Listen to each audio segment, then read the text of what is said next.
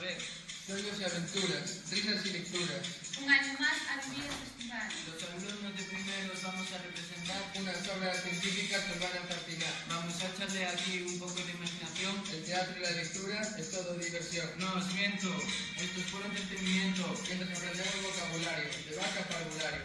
En la ciencia, la magia de aprender. Tratamos con los libros y el saber. Sueños y aventuras, risas y lecturas. Un año más a vivir el festival. Un año más a vivir el